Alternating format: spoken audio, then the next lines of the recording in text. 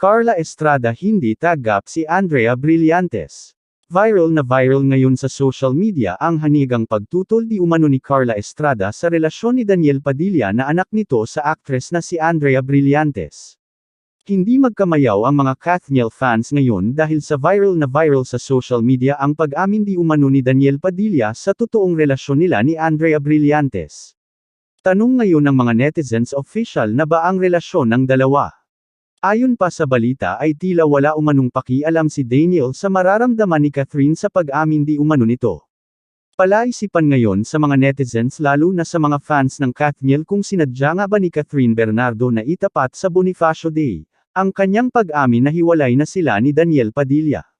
Matatandaang nagulat ang buong bansa lalong-lalo na ang mga taong sumusuporta sa kanilang tambalan, matapos maglabas ng official statement ni Catherine na totoo ang mga kumakalat na chikang hiwalay na sila. Chapter closed. I hope this finally helps all of us move forward, pagkumpirma ni Catherine sa kanilang breakup. Aniya, nagsimula sa respeto ang kanilang relasyon at nagtapos ito ng may respeto. Nagpasalamat rin si Catherine sa mahigit 1 taon nilang pagsasama ni Daniel. Dej, you gave me 11 beautiful years and the kind of love that I will forever cherish. I will always be grateful for you, saad ng kapamilya actress. Samantala, sinabi naman ni Catherine na hindi na siya mag-e-entertain pa ng mga tanong ukol sa kanilang paghihiwalay. I won't be entertaining questions regarding this anymore. Thank you for understanding, say ng kapamilya actress. Matapos ang kumpirmasyon ay iba't ibang teorya ang lumabas sa X, dating Twitter, ukol sa revelasyon ni Catherine. May ilan na nagsasabing tila itinaon raw ng dalaga na November 30 mag-announce at narito ang ilang mga chika nila kung bakit. Catherine announced their breakup on Andres Bonifacio Day. Sofia Andres posted these stories next to each other right after the announcement. Andres Bonifacio aka Supremo, initals ab. Brillante on the door. Ike, ang tatalino ng Dayores #Kathniel, saad ng isang netizen.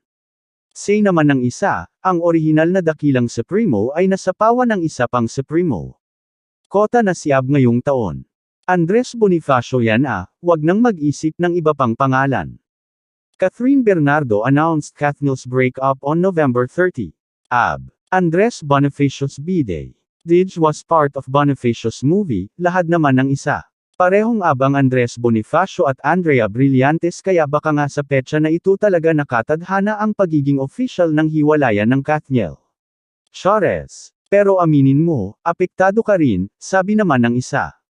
Hirit ng isang netizen, ang shady talaga ni Catherine Bernardo kasi di ba idol ni Daniel Padilla si Andres Bonifacio kaya Supremo, username niya sa Instagram tapos nag-announce siyang breakup sa mismong Bonifacio Day kaya pala nilaipat nung Monday, pinaubaya sa Kathniel. Patuloy pa rin ang paglabas ng sari-saring espekulasyon tungkol sa dahilan ng hiwalayang Catherine Bernardo at Daniel Padilla.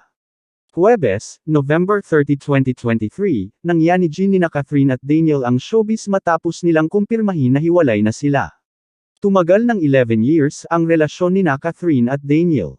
Kasabay ng anunsyo nito ang lungkot at galit sa marami nilang tagahanga, at ang haka-haka na merong third party di umano sa panig ni Daniel.